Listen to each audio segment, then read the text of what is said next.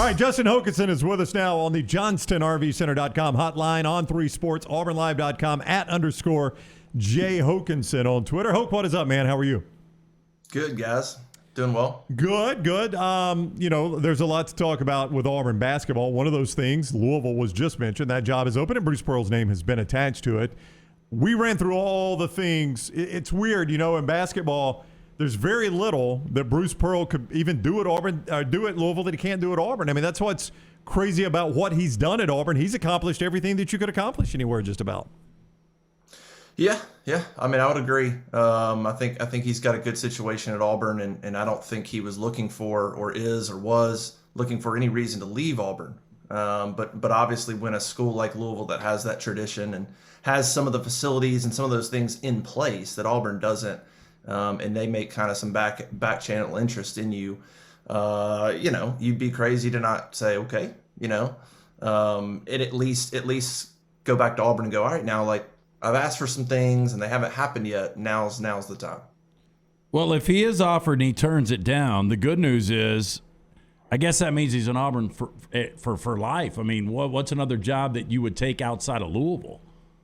Yeah, you wouldn't. I mean, this is the moment for Auburn, for Auburn basketball, to step up to the plate, and to become not just a flash in the pan. I think people and Auburn fans are probably still just kind of like in the moment of what Auburn's doing now, and still kind of can't believe it. But there's a real opportunity for Auburn to keep Bruce Pearl, let him retire there, to build the facilities, and to create, with NIL coming through, create a foundation for the new age of how you're going to recruit and how you're going to build for Auburn basketball to be good for a while. This is kind of the moment. And so I think for Auburn, it's the time to step up and take advantage of that moment. And don't just stop, don't stop with just landing Bruce, build the facilities and do those things and get people in place for NIL and build it for the future. But yeah, assuming everything gets going now, this will be his last stop. Justin's with us on the JohnstonRVCenter.com hotline. For those of us that aren't there, like you are all the time, we see Bruce Pearl, Auburn go to the Final Four. We see Auburn Arena packed all the time.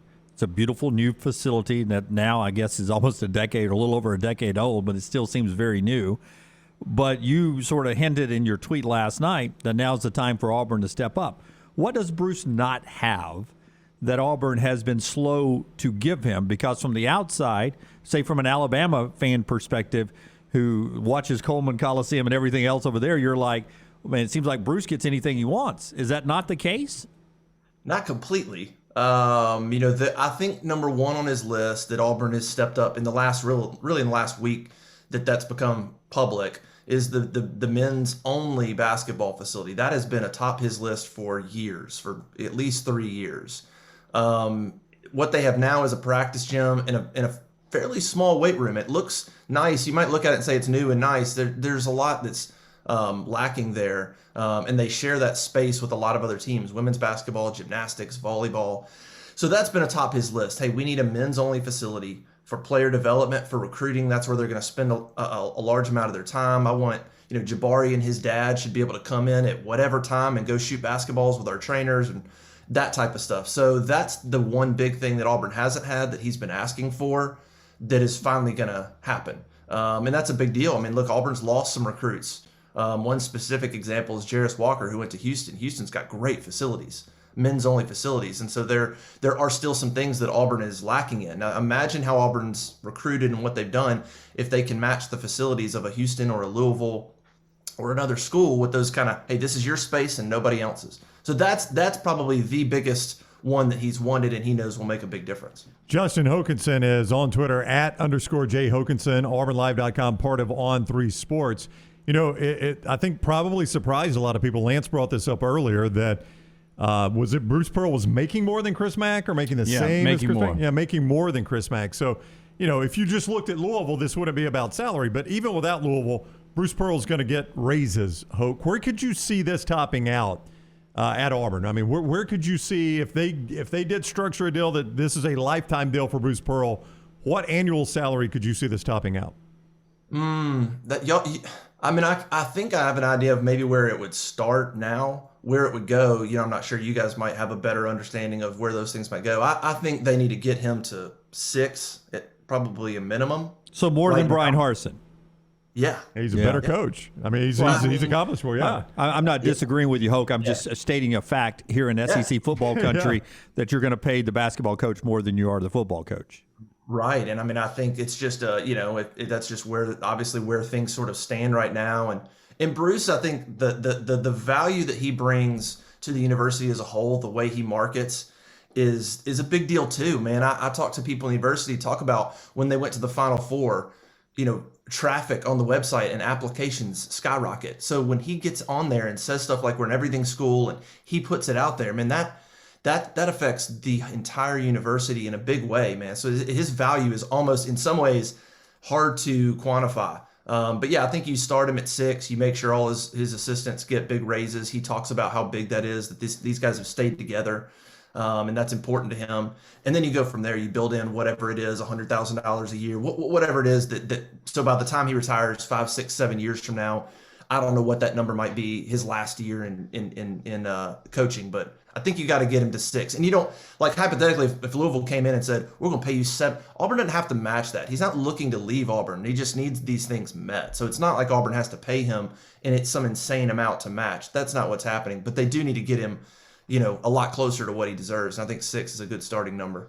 Taking a look at this team, the number 1 team right now in college basketball, Jabari Smith might be the number 1 overall selection in the NBA draft. Walker Kessler is one of the best bigs. But KD Johnson, just the energy he brings. I mean, this kid makes everybody around him better.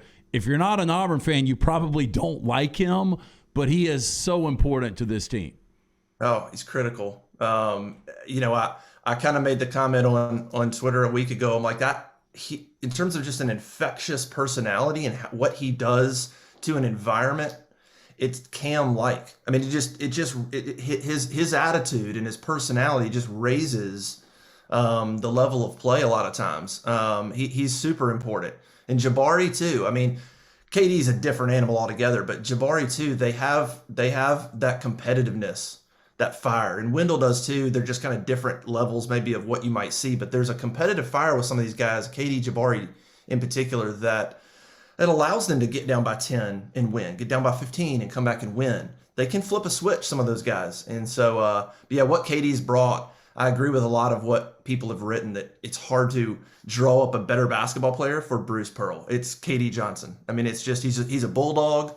It's not always pretty, which is a lot of Bruce Pearl basketball sometimes. But yeah, his personality, what he brings to the court, is absolutely infectious and is one of the critical parts of this team's success. Absolutely. And this is it's totally hypothetical, but Stephen Pearl gets a lot of praise, recruiting from his dad a lot, and coaching as well, and player development. How far away are we to seeing Stephen leave and go coach somewhere else to be a head coach? Or do you think there's a scenario down the line that Stephen could stay with Bruce until the end and transition to another Pearl? Do you think at some point Stephen leaves to be a head coach, or does he stay by his dad's side and one day inherit the program? If I were betting now, I would bet that he takes over the Auburn program. Wow, that's not the answer I thought you'd give me.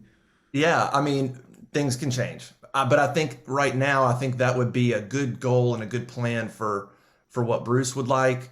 And I think Stephen probably would like that as well right now. He is a really, really good X's and O's coach. Now, he's very different from his dad in a lot of ways, but they're similar too. But he's a very good he's from what I understand, he's one of Bruce's best X's and O's assistants, just period. Forget that he's son. He does a good job. But yeah, as of right now, I think those two, I think they would love for Bruce to go 5, 6, 7 years and then pass the torch to Stephen and let him run with the program. Well, I actually said, though, when it first broke that his name was on the list, I said if he left for Louisville, if I was Auburn, I would not blink an eye. I would say, Stephen, here you go. It's your program.